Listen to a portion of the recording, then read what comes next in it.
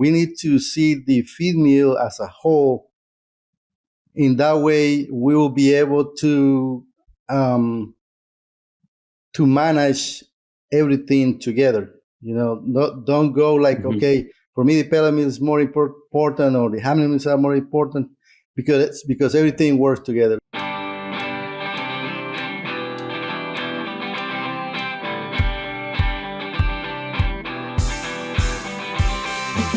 Hello, everyone. Welcome to this episode of the Feed Science Podcast Show. I am one of the co-hosts, Wilmer Pacheco, and I am joined by Hector Pacheco. And how are you doing, Hector? I'm doing pretty good. How are you?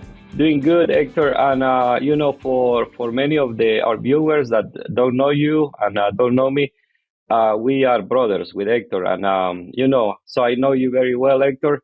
But for those viewers that don't know you, could you please share something about your professional experience? Yes. So I started in the automotive industry when I was in Honduras. I worked for 8 years in the automotive industries in several positions in maintenance,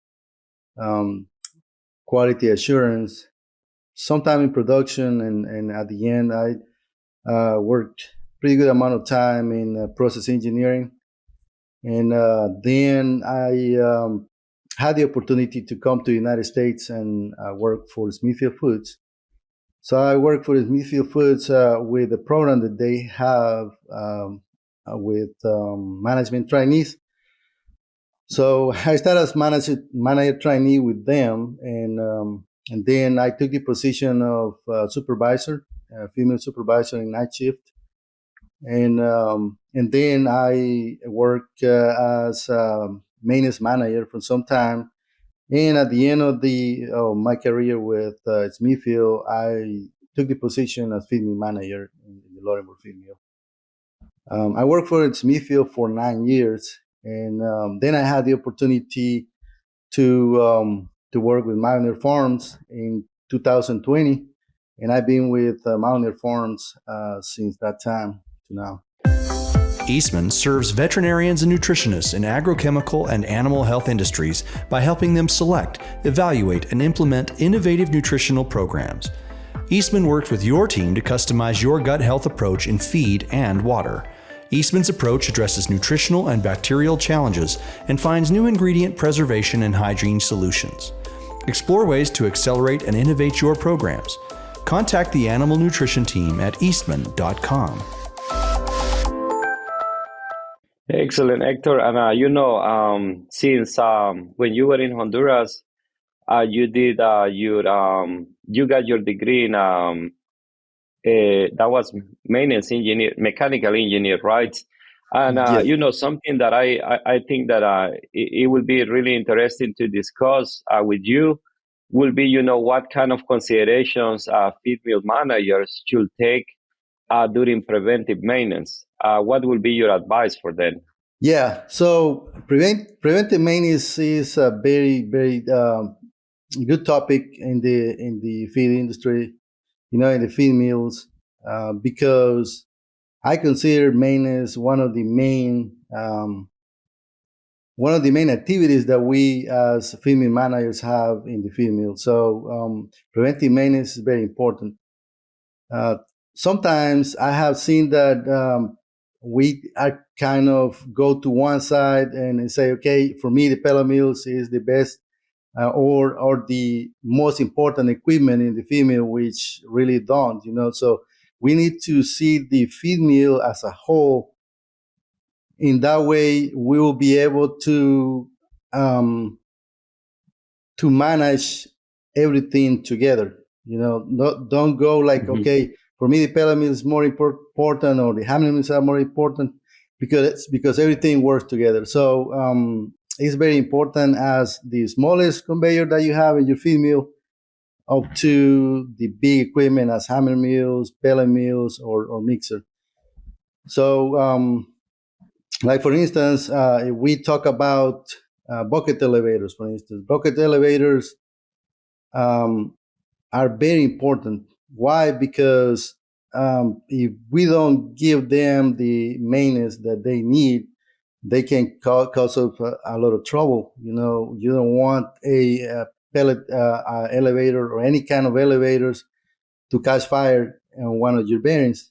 So you have to make sure you have all these safety devices, everything that you need in that pellet elevator or that mash elevator everywhere in your feed mill. So make sure all these safety devices are working. I'm talking about roadblocks. I'm talking about all your probes, for your bearings. Make sure they are getting pretty good communication with your automated system. So, like for buckets elevator, one thing that we check all the time is alignment. Make sure your belt is aligned. Make sure you test your roadblocks. If the belt goes to one side, make sure that belt will touch that roadblock and will give you an alarm in your computer. Say, hey, you have a roadblock problem. Or your elevator is going to one side. So that kind of thing is very important. Make sure at least every week you have to make sure you are greasing those bearings. Make sure the thermometer of the probe is working properly. Something that I recommend all the time is make sure you set your parameters in your elevators, because if you don't set your parameters, probably the automated system will give you an alarm when you have a high temperature in your elevators. So make sure you set your parameters, and say, okay, if you want, for instance, for that elevator give you an alarm when it's about 160 degrees and stop you when it's at 180, for instance. So that kind of stuff, you have to make sure you work with your maintenance personnel to make sure they understand that part. Make sure you check your buckets every so often, and even at least twice a month. Make sure your buckets, you check your buckets for any missing buckets, any buckets that are worn out. Make sure you check them out and change them as necessary. So that's for me is pretty good. It's very, very important piece of equipment. And Hector, what about other pieces of equipment? Maybe when I go and see the feed mills, I see some feed mills, they use screw conveyors and drag chains. What kind of considerations do you need to do when you are working with those pieces of equipment? Yeah, like for screw conveyors, one of the things to check is hanging bearings. You don't see the hanging bearings, but they are inside them. So that's something that you have to keep in mind, that you have to open that conveyor and check inside and make sure your hanger bearings are good. Another thing very important is your gearboxes. Make sure your gearboxes have enough oil in them. Something that is very important too, make sure you have breathers. Sometimes we don't pay attention to that. Make sure the breather is working properly, and that helps you a lot with your gearboxes as well. If you are talking about a change, a drag, make sure that drag is very aligned, is correctly aligned. Make sure you don't have so much slack in that conveyor as well. So all that kind of stuff. Like sometimes if you have too much slack, you will hear it outside how that chain is hitting. So you have a way to adjust that one, and sometimes you will have to cut some parts to make it go to the tension that you need. So stuff like that. The paddles, for instance, in the drag conveyors, check the paddles. Make sure you don't have paddles that are bent or paddles that are worn, that they are not pushing in enough material, and then you will overload your drag conveyor. So all that kind of considerations, you will have to make sure you keep in mind with that kind of equipment. And Hector, when you see problems, with the paddles in a dry conveyor, will that also be an indication that you might have like an alignment problem in that change, or not necessarily? Sometimes the alignment, you can look your paddles and you can see if your paddles have the length in one side is bigger than the other one. You know that side that is smaller is rubbing somewhere.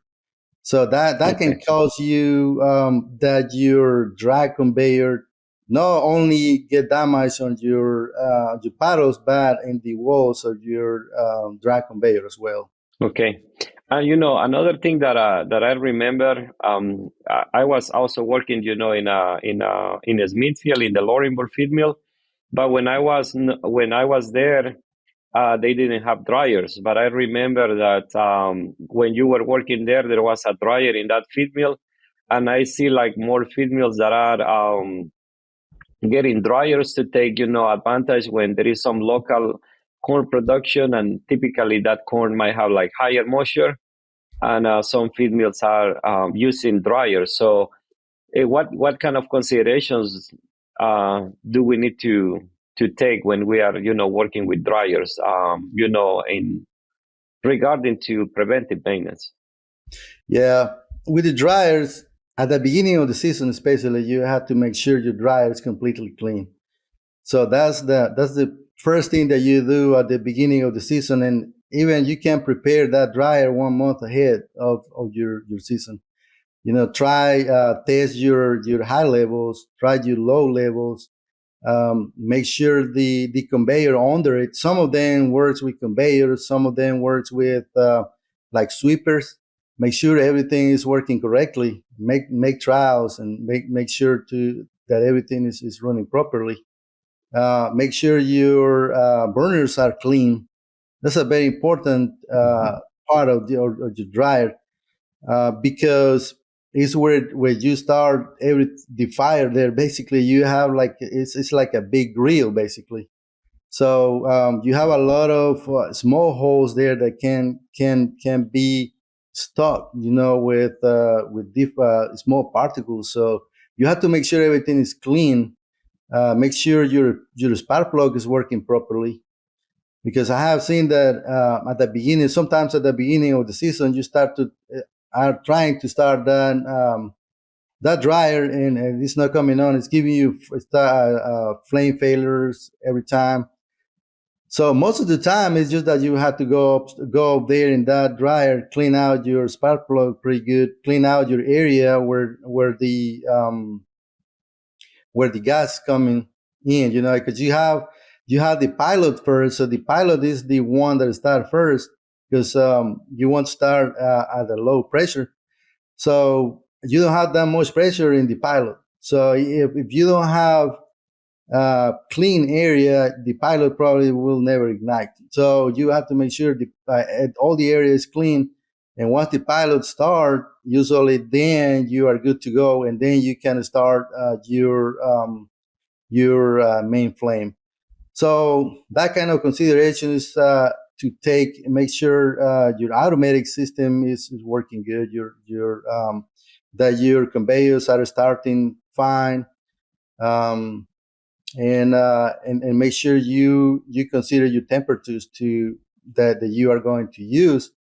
And a good practice that we've been doing and I think is good. We've been working with our grain personnel is, for instance, at the beginning of the season, you never know how the corn will come or what kind of moisture you will have. So you can divide your moistures in your wet beans. For instance, you can say, okay, if my limit of the moisture will be 16, so I can use one of those beans or those silos that where I have the wet corn, for instance, and I say, okay, I will use from 16 to 19 or to 18 in in this silo, and then from 19 to 22 in this other one, and then from 22 to 25. It depends on how much moisture you want to receive as well. And then you can more evenly dry your grain and from those silos, because if not, you will have a lot of fluctuation on your gas valve. So if you are coming like from 16% or 17%, and then you have another truck that came at 25, then you will see a big change on your modulated valve in your gas.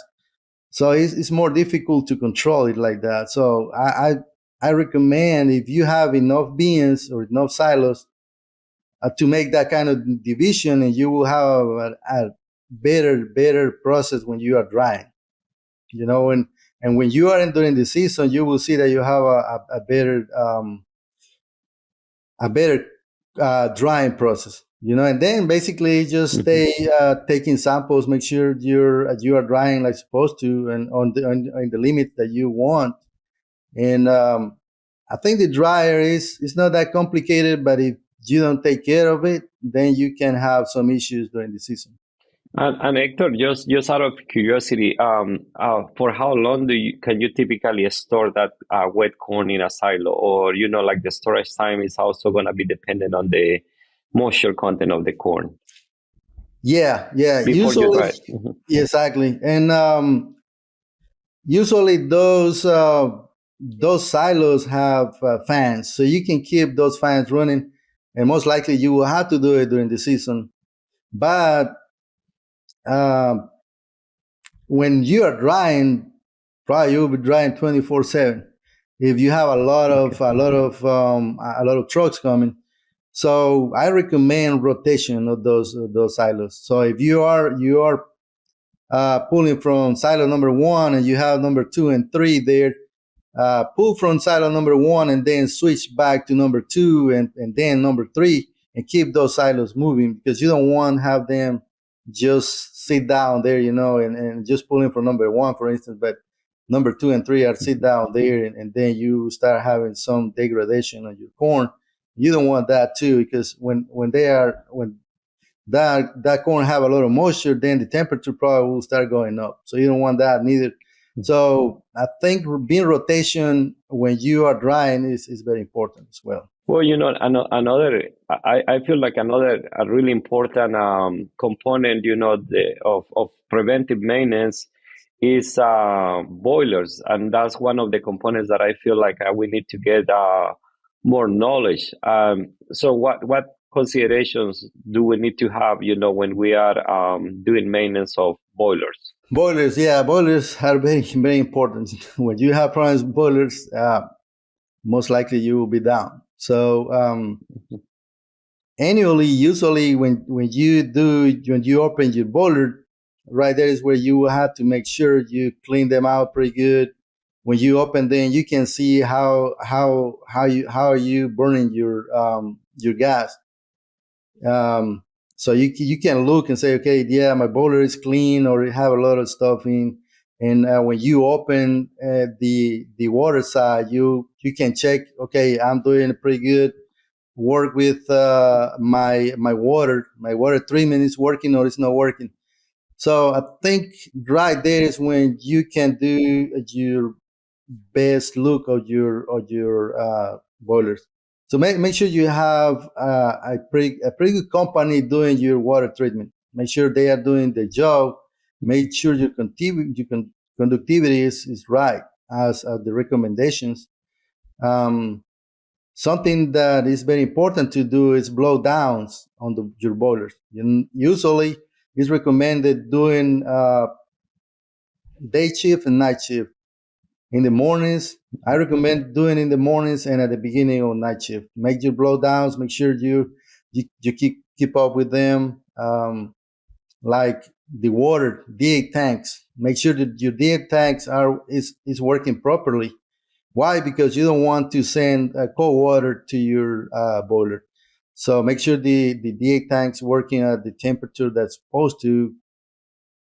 Typically, you will see a D8 tank working at 220 degrees if it's working good. So you want to have your temperature up there, about between 8 to 10 psi in your DA tank. So that's very important. Another thing that you have to make sure in your boilers, make sure you check your safeties. Make sure you check your highlight levels. If you have a high water, you should have an alarm and that will cut off your boiler. Or in the other way, if you had a low water alarm, you had your water sensor make sure it's working properly as well, because you don't want to run with low water. I think low water to me is the most dangerous situation that you can have in a boiler. So make sure your low water is working properly, and it will shut down your boiler before something catastrophic can happen. Because you can cause an explosion pretty quick in a boiler if you run with the low water. So all that kind of considerations, I think, is very important when you are running with the boiler. And what other considerations can you take when you are working with other equipment, maybe in the feed mill, like pellet mills, hammer mills, maybe mixers? What other considerations do you think that are important there? Starting with the hammer mills. Hammer mills, very important to keep up with your hammers. Make sure your hammers are working properly. If you open your hammer mill and you look that your hammers are more worn in one side to another side, you can think about that. Probably you have an issue with your feeder. So check your feeders. I highly recommend that check your feeders.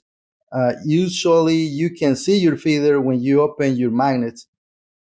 Same thing, with the magnets. Make sure your magnets are working as supposed to. They have enough power to hold the metal. I recommend check your magnets at least once a day, at least. So if you can do it every shift, better. And that way you don't have accumulation of metal in your magnets. So when you open your magnets, you can have access to your feeder.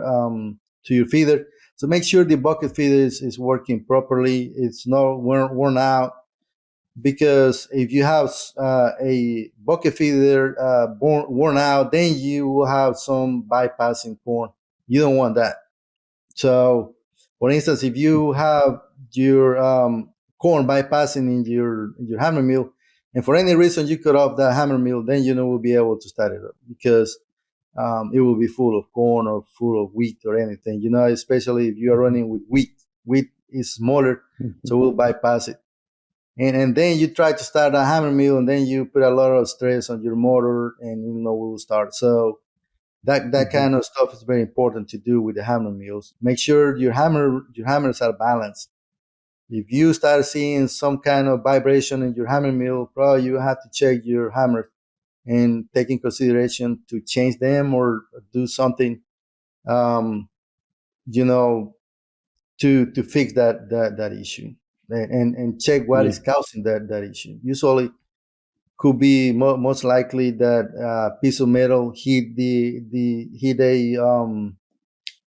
a hammer, and that hammer got broken, or a small piece of it got broken. Then you have that unbalance in your hammer mills. With mixer, for instance, usually mixer works pretty good, but make sure you grease your bearings. Make sure don't put too much grease on those bearings as well. Too much grease is as bad as no grease. So that's something that we have to make sure in any piece of equipment. Make sure you grease as opposed to like the manufacturer recommends. Don't put too much, because it's as bad as not enough. Hector, I was going to ask you, when you say like too much grease, what are the negative effects of having too much grease? Okay, so when you look at your bearings, the bearings roll inside. So when you put too much grease, one of the things that you will do first is you will damage your seals. So that grease at the end, it will run out, because you will have too much pressure in it. And another thing is just you cause more pressure inside your bearing when you got more grease in it. So they will have a lot of pressure inside, so it causes a lot of damage too.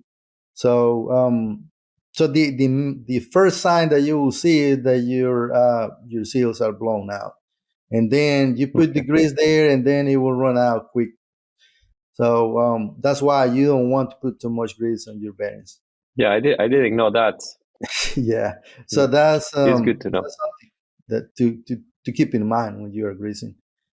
Another thing with the mixer, you have a lot of usually 5, 6 liquids going to your mixer. Check your nozzles. Make sure the nozzles are clean, because you want an even distribution of your liquids in the mixer, and then you will have a better mixture of your ingredients in the mixer. Because if you have like at the end of your pipes going to the mixer, those are plugged, then you only will be applying at the beginning. So it will take more time for that mixer to mix those liquids in with the dry ingredients. So it's something very important to keep in mind. For instance, if you have cylinders on your mixer for the gates, make sure the gates are closing fine. Make sure the gates doesn't have a gap. If one gate got a gap, then you will have leaks. So that feed will start leaking down, and will mix it as supposed to. Then you do your mixer profiles, you will see that you don't have pretty good numbers. So that's something to keep in consideration too. If you open your mixer, check your ribbons. Make sure your ribbons are clean, because that will help you to make a better mixture. And you will see that you keep up with that kind of inspections, and you do a mixer profile, it will be good. So at the end, that's the idea, to have a very uniform mixture in your mixer. Yeah, and Hector, when you are talking about like the gates, you can also adjust the opening and close sensors too, right? How often do you need to check, those sensors? I think I recommend at least every 2 weeks. But if you can do it every week, it's the same, and you will see if your mixer is closing right or no. Because if they are not right, you will hear those doors slam, or sometimes you will see that effect on your pellet mills. Usually you want to have in your pellet mills a straight line when you are running, not so much variations. So what happens if you have like ups and downs in your graph in the pelleting process? Probably you have an issue in your mixer, because it's not uniform. You want that pellet mill to be run as smooth as possible. So yeah, that's something that you have to have in consideration too. And Hector, when you're talking about like looking at the variation in the mixer too, in the pellet mill motor, is that variation? Could that variation be due to no uniform feeding from the conditioner into the pellet mill as well? Yeah, that could be another issue. Yeah, the conditioner, that's something that you have to keep an eye on it too. Make sure you have enough retention.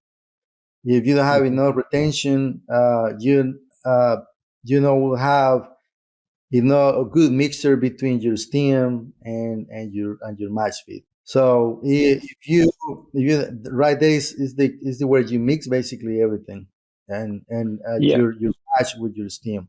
And how often do you typically check, like the feed distribution inside the conditioner? Is that like something that you can do like once a month and it will be very uniform thereafter, or how often needs to be checked? Yeah, I think you can do it once a month. Best thing that you can do to check the distribution in your conditioner is if you are running full capacity your conditioners, and you just dump your the front of your pellet mill. So Or you just bypass the pellet mill basically. exactly, yeah, yeah. So we named it shoot. So you dump it, okay, everything behind it will stop. So then you can go ahead and open your conditioners and see inside how they are. If you see that you don't have retention, then you have an issue there. So and then you can say, okay, I can start modifying paddles and make sure I have enough retention. And or you can have the and the other side too. If you have too much retention, then you have a high load on your motor and your conditioner, and then you will start struggling with them. You have conditioners overload, so you don't want that neither. So it's that kind of balance that you have to make sure you have in your conditioners. So basically, Hector, you do bypass of the pellet mill, you open the chutes, and then you weigh the amount of material that fell through. Do you have to weigh that amount of material to calculate more or less how many pounds are in the conditioner at the same time? No, not really. You can one of the things that you can do, for instance, is if you want to see your retention, is stop your feeder and then count, and see how much time is going until you don't have nothing in your at the end of your conditioner or your second conditioner if you have to. So basically, you just stop the feeder and then you just wait until the pellet mill gets to the idle amps, and then you count that time as the retention time in the conditioner. Yeah, you can do it in that time, and that way. Or if you have your pellet mill open, you can do it like that too. And then once nothing is coming out, then you say, okay, yeah, that's my time. There are different times, different ways to do it. Okay, and what about like in the pelleting system? What considerations do you think that are important regarding like preventive maintenance? Yeah, one of the things is make sure you have enough oil in your gearbox in the pellet mill. You have your level there. Make sure you are checking that level every day. If for any reason you start seeing that your level is going down, that oil is going somewhere. So you have to start looking at your seals, make sure your seals are fine, and start thinking about changing them. Dyes, for instance, very good preventive maintenance for the dyes is punch those dyes, because even though you have minus, some of that metal will bypass it, or if it's not magnetic, for sure it will bypass your magnets. So I recommend to do it like when every time that you are down, get somebody and punch those dies. You will increase the life of your dies, and also you will keep your productivity. Why? Because every time that you have a hole closed, is production that you are decreasing, or you are decreasing the life of your dies. Make sure you do a pretty good adjustment on between your rollers and dies. Don't tie them up that much, because you will roll them out and you will damage them quick. So you want your dies to have a long life. So you want to make sure you take care of them. Another thing, like with the pellet mills, that you can do too, and I think that's very important too, is make sure that what the pellet mill, how many amps your pellet mill is running, is what your automated system is telling to you that is running. I have seen sometimes that the pellet mill is saying to running out, it's running 400 amps, for instance. But if you go to your and take that measurement in your lines, it's different. So you have to. That's another thing that you can do is make sure your calibration factors are right. That's for any equipment that you have, because could be that pellet mill is running harder than it's supposed to, or is running lighter than supposed to. So you want your pellet mill run at the optimum capacity, or at the real capacity that you have. So that's something that you have to do. And anything that got a CT that is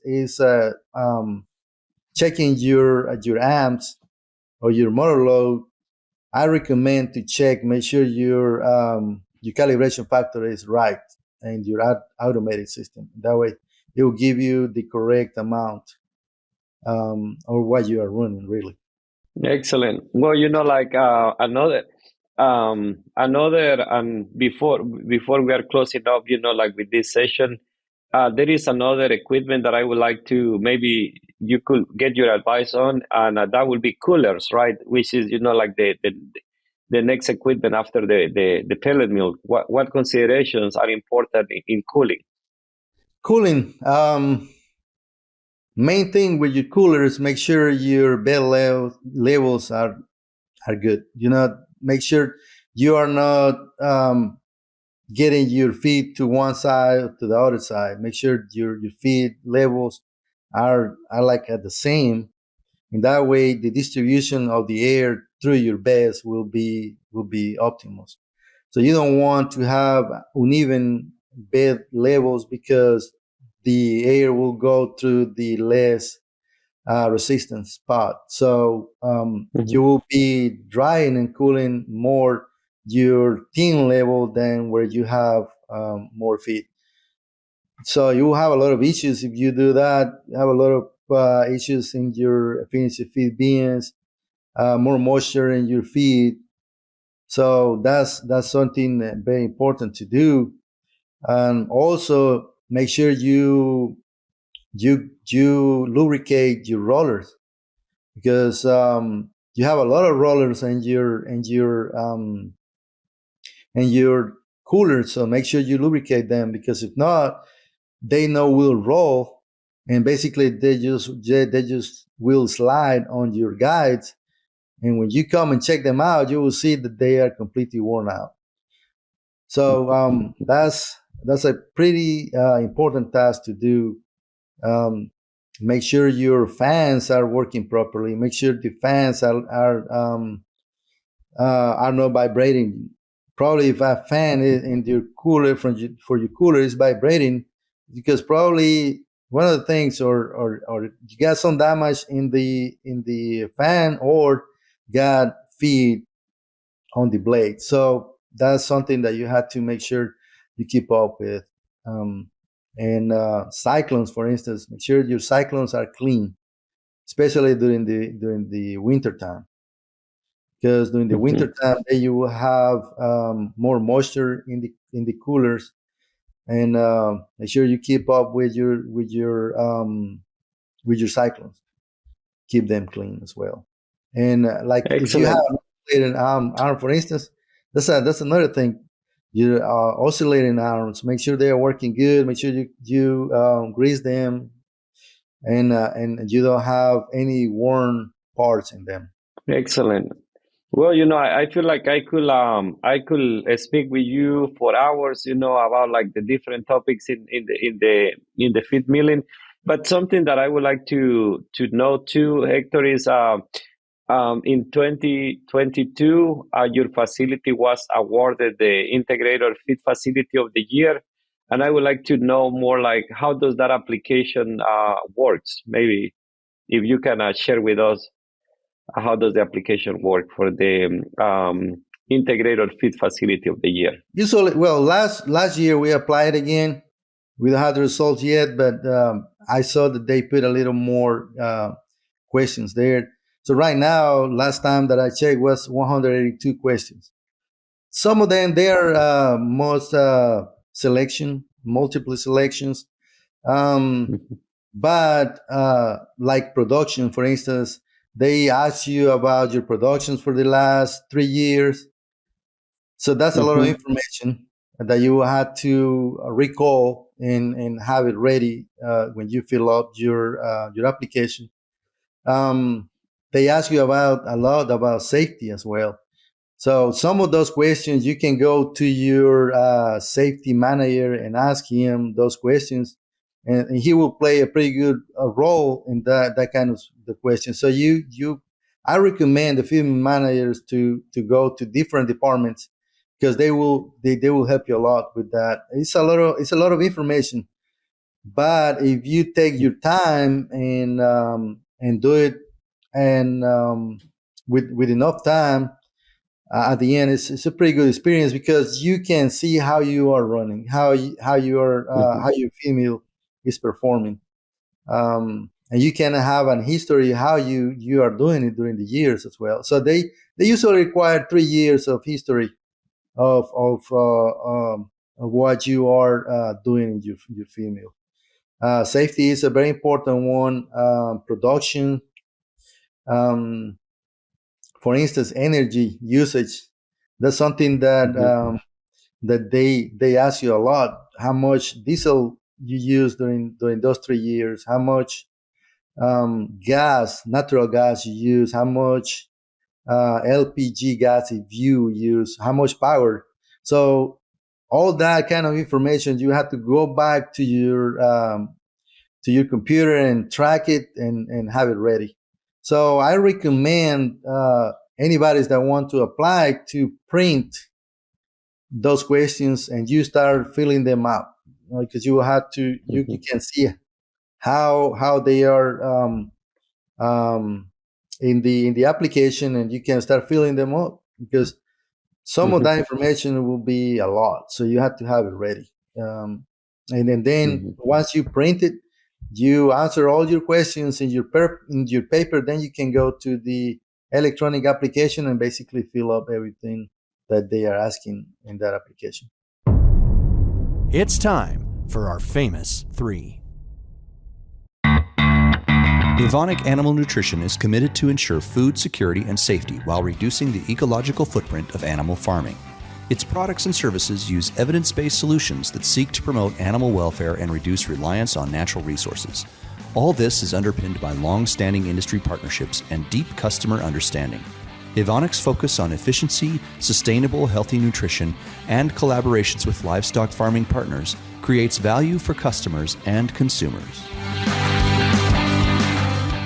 That's a really good idea, Hector. And just to finish up with this podcast, I would like to know more like what sources do you typically use to keep up with the new information or new technologies in the feed industry?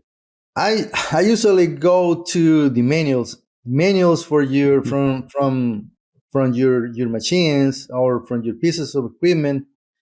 They are very important. So anytime that you have any doubts and that you need any parts, they are there. So you go to your manuals. You can have your manuals printed, or you can have them electronically.